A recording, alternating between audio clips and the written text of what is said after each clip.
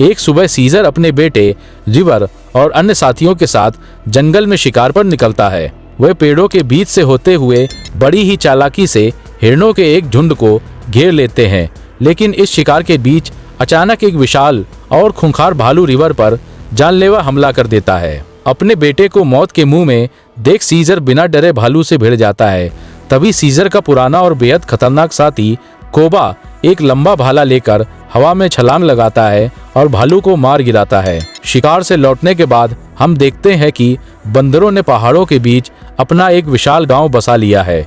वे अब सिर्फ जानवर नहीं रहे, वे इशारों में बात करना, पढ़ना लिखना और नियम मानना सीख गए हैं। सब कुछ शांत लग रहा था, लेकिन एक दिन जंगल के किनारे रिवर और उसके दोस्त एश का सामना अचानक इंसानों के एक छोटे से गुट से हो जाता है। डर के मारे एक इंसान एश पर गोली चला देता है।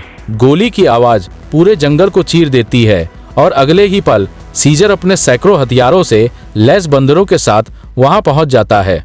चारों तरफ से खूंखार बंदरों से घिर चुके इंसानों का लीडर मैल्कम डर के मारे अपनी जान की भीख मांगता है। सीजर गुस्से में अपनी भयानक भारी आवाज में इंसानी भाषा में गरजता है, जाओ। इंसान खौफजदा होकर वहां से भाग निकलते हैं, लेकिन उनके जाते ही सीजर को एहसास हो जाता है कि इंसानों की वापसी कोई मामूली घटना नहीं है। यह एक ऐसी खौफनाक जंग की शुरुआत थी जो दोनों प्रजातियों का वजूद मिटा सकती थी। जंगल में गूंजी उस एक गोली की आवाज ने सालों की शांति को पल भर में राख कर दिया था।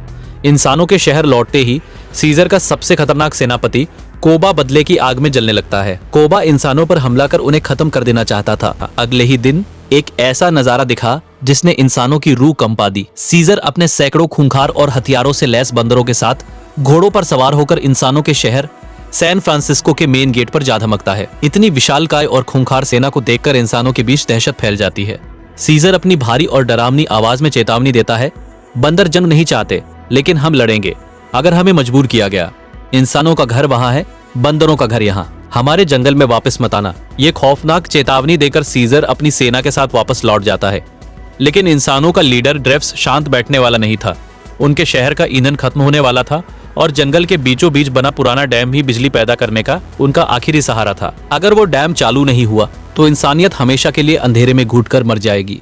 मैल्कम, जो किसी भी तरह जंग टालना चाहता था, ड्रेफ्स से सिर्फ 3 दिन की मोहलत मांगता है। अपनी जान हथेली पर रखकर मैल्कम अपनी एक छोटी सी टीम के साथ फिर से उसी मौत के जंगल में कदम रखता है। लेकिन जैसे ही वे डैम के करीब पहुंचते हैं, पेड़ों के ऊपर से भारी भरकम और खूंखार गोरिल्ला उन पर झपट पड़ते हैं और उनके हथियार छीन लेते हैं। मैल्कम और उसकी टीम अब सीजर के सामने बेबस और निहत्थे खड़े थे।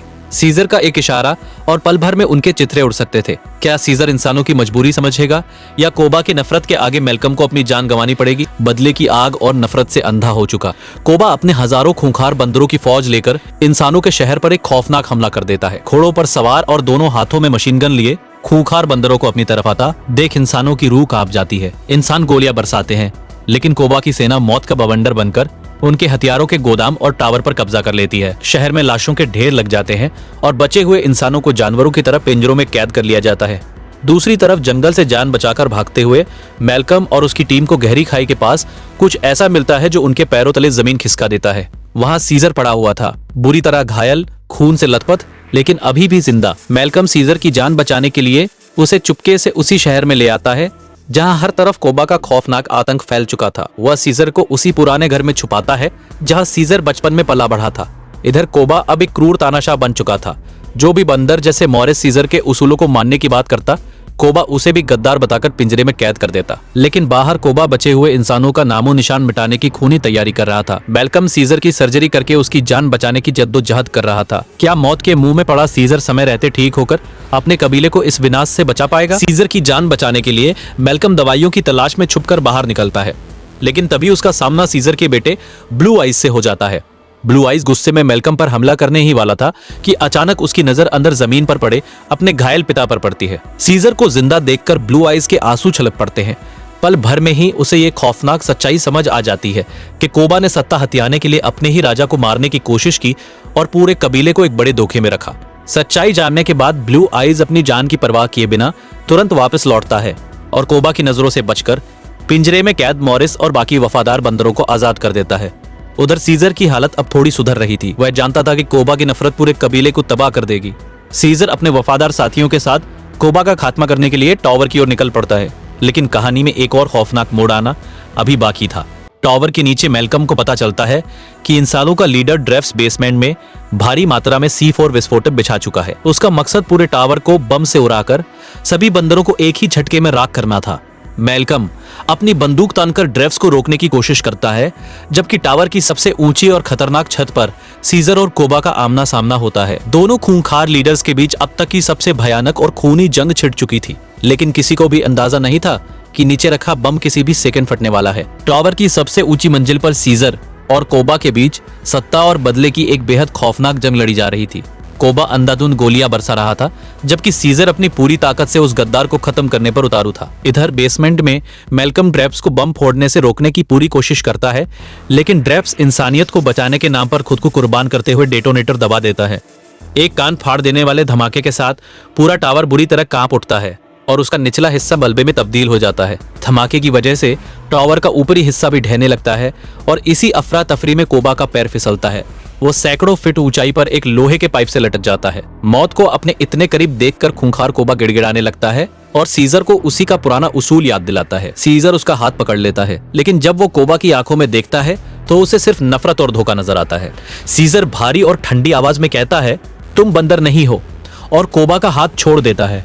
कोबा चीखता हुआ गहरी खाई में गिरकर अपनी भयानक मौत मारा जाता है। सब कुछ शांत होने के बाद मैल्कम सीजर के पास आता है और उसे एक खौफनाक चेतावनी देता है। मैल्कम सीजर को वहां से भाग जाने के लिए कहता है, लेकिन सीजर जानता था कि अब बहुत देर हो चुकी है। वह उदास आंखों से कहता है कि जंग शुरू हो चुकी है। बंदरों ने यह जंग छेड़ी है और इंसान उन्हें कभी माफ नहीं करेंगे। मैल्कम नम आंखों से सीजर को आखिरी विदाई देता है और अंधेरे में ओझल हो जाता है। सीजर अपनी सेना के सामने आता है और हजारों खूंखार बंदर अपने सच्चे राजा के सामने सिर झुकाकर आने वाले महायुद्ध के लिए तैयार हो जाते हैं। कहानी का अंत यही होता है। अगर आपको ये एक्सप्लेनेशन पसंद आया हो तो वीडियो को लाइक करें और ऐसे ही और भी सस्पेंस से भरे एक्सप्लेनेशंस के लिए चैनल को सब्सक्राइब करना ना भूलें।